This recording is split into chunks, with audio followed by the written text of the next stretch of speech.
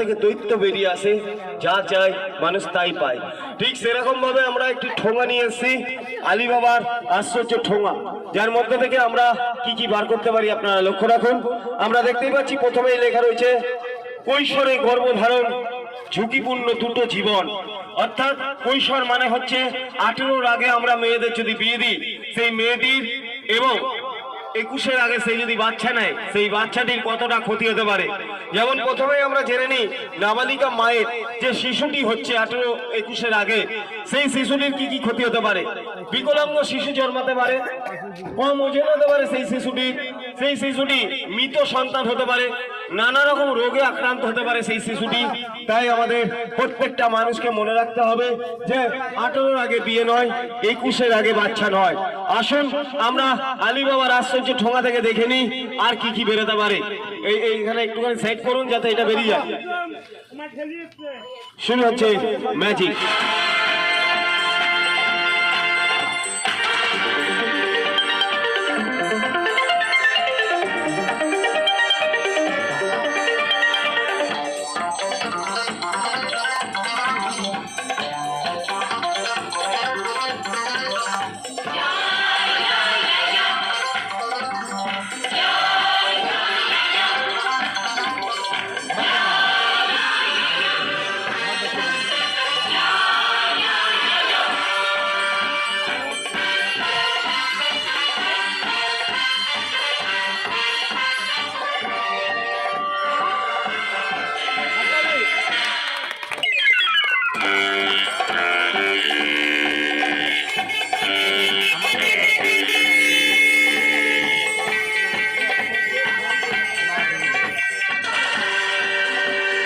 আমরা দেখতেই পাচ্ছি এই শূন্যস্থান ঠোঙা থেকে আবার বেরিয়ে এসছে, লেখা রয়েছে মা হওয়ার ভাবনা 21-এর আগে না।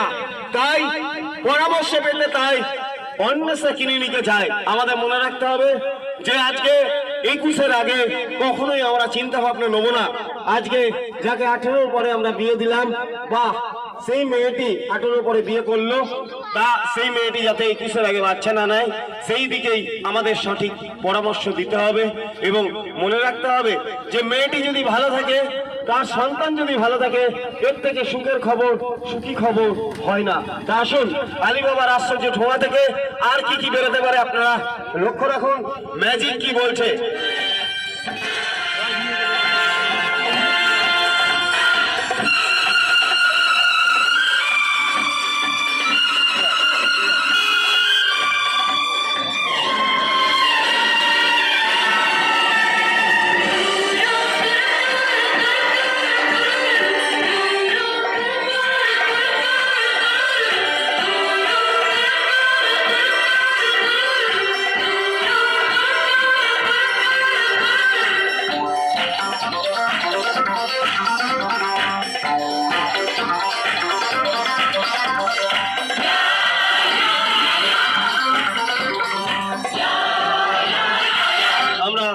আবার দেখতে পাচ্ছি ম্যাজিকের মধ্যে থেকে একটি ফুলের থোকা তৈরি করেছি। আজ আমাদের পরিবার হয়ে উঠুক এই ফুলের মতন সুন্দর।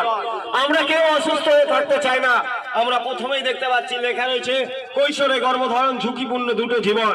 আমরা বাচ্চার জীবন কি হতে পারে, কোন বিপন্নে যেতে পারে আমরা জেনে নিয়েছি। এই মুহূর্তে আমরা জেনে নেব যে মা কতটা ডিপ্রেশনে থাকতে পারে, কতটা চিন্তা ভাবনায় থাকতে পারে যদি 18-র আগে সেই কিশোরী মাকে আমরা বিয়ে দিই, বা 18-র আগে বাচ্চা মানে বিয়ে করার পর 21-এর আগে যদি সে বাচ্চা নেয়। মনে রাখবেন গর্ভবতী অবস্থায় অতিরিক্ত রক্তচাপ, বা আমাদের মনে রাখতে হবে ম্যালেরিয়া, HIV, টিবি বিভিন্ন রোগের মুখোমুখি সেই মা পড়তে পারে। বিভিন্ন রকম ভাবে সে ডিপ্রেশনে ভুগতে পারে, ফুসফুস বা কিডনি জনিত সমস্যা আসতে পারে। তাই আমাদের প্রত্যেকটা মানুষকে মনে রাখতে হবে যে আপনি কখনোই ভালো পাত্রের সন্ধান পেয়েছেন, আপনি